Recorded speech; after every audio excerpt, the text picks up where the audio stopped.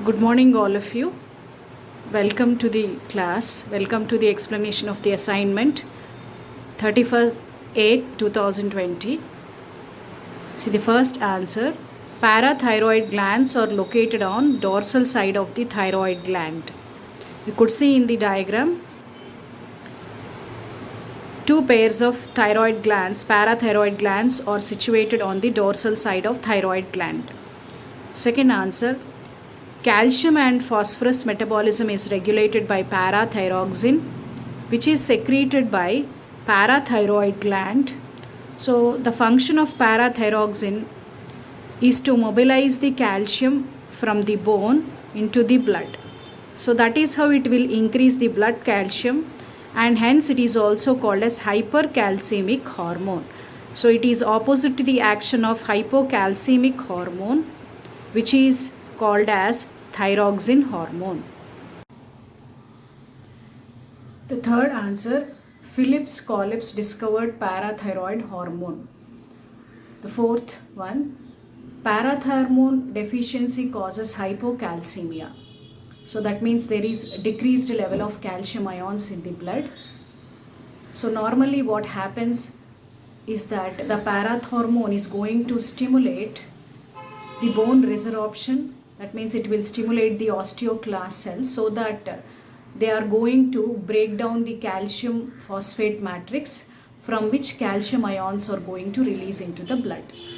So that is how it will increase the calcium ions whenever there is low calcium levels in the blood.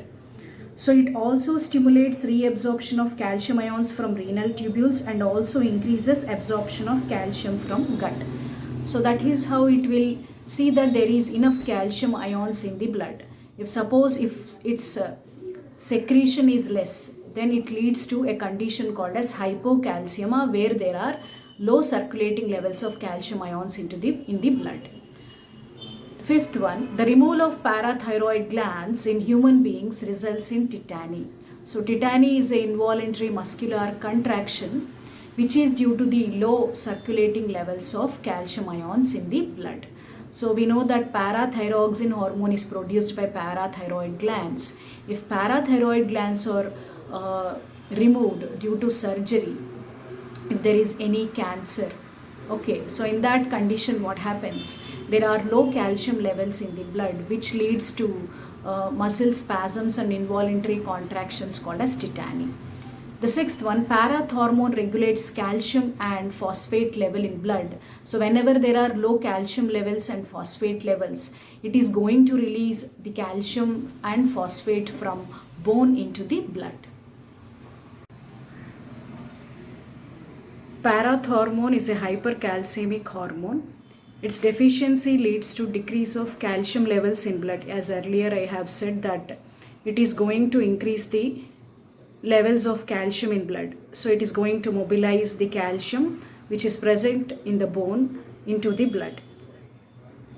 The eighth one, parathormone is a peptide hormone. So it is a protein based hormone.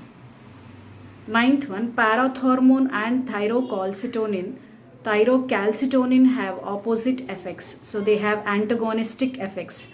So parathormone is called as hypercalcemic hormone, whereas thyrocalcitonin is called as hypocalcemic hormone. So whenever there is excess of calcium in blood, it allows the movement of calcium from blood into the bone. That is how it is stored.